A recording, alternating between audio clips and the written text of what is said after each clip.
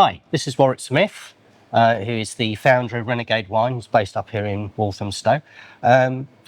Warwick, I believe you moved your operation from Bethnal Green back in 2021. Yeah, we outgrew our railway arch in Bethnal Green, and so we found a new home up in Walthamstow in Black Horse Road. So we moved here in 2021. It was a derelict, well, not derelict, but a completely empty shell. And so yeah, we've built all of this since 2021, essentially bringing a kind of wine production space up to Black Horse Road. Lovely. And I was actually involved in the opening party because we did a thing called the Lockwood Way Block Party, didn't we? Which was back in the summer of 2021, and had a couple of thousand people up here and live bands, and yeah, it was a fantastic day. That was a brilliant day. I believe you transitioned from a work in finance to sort of taking on this passion for making wine. Tell me about that journey. I think, like a lot of people, I worked in the corporate world for 15 years and, kind of fell into it. I never really loved it. And I just decided that at 35, it was just time to take a risk and do something that I would really enjoy doing. And so I took a risk. Yeah, I took a risk. I gave it my job, and I started a small urban winery in Bethnal Green with no winemaking knowledge, no money, no winemaker, no grapes, no barrels, and no brains.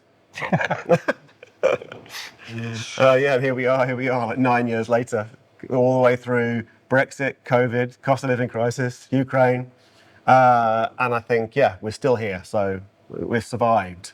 Fantastic. Well, I'm glad you're still here. You do your winemaking in a unique way. It's not traditionally tied to a vineyard. So tell me a little bit about that. So I think for so long in the wine space, there's been this kind of story that like wine is all about the vineyard. That all that really matters is the grape. Yeah. And that's just like going to a restaurant and saying that all that matters is the ingredient. Mm-hmm.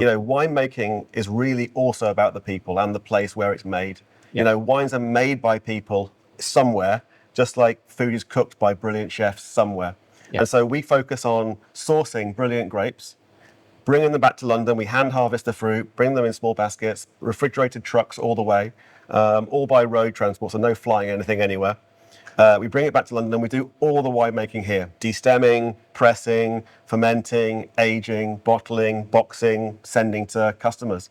Yeah. And essentially our philosophy is quite different. Like we're a bit like a craft brewer in that we buy the best fruit we can and we make it into new styles without the rules of the appellation system or the tradition of making wine.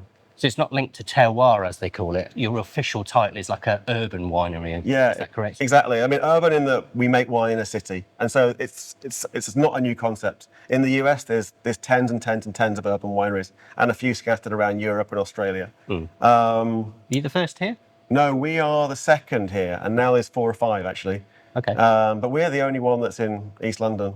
But yeah, this concept of terroir, it's all about where the grapes are grown. But the bigger picture of terroir also really should involve the people and the places, especially if you're fermenting things in London using wild yeasts. That really does have a trajectory on the kind of wines you make. Yeah. But yeah, the grapes make a massive difference. Where they're grown makes a massive difference, but it's not the whole story. Talk me through the steps that the brewing steps that you do on site. Yeah, so essentially we do everything a normal winery would do. So we bring in the fruit in small refrigerated baskets, we destem it to take it off the stalks, we press it, we ferment it, we age it in the barrels here, we filter it, we bottle it, we label it, we cork it, we box it, we do everything. And actually the public can come into this space and kind of watch those steps in action. We've got a little bar and pop-up kitchen upstairs where you can kind of oversee all the winemaking, but still stay out of the way, nice and clean.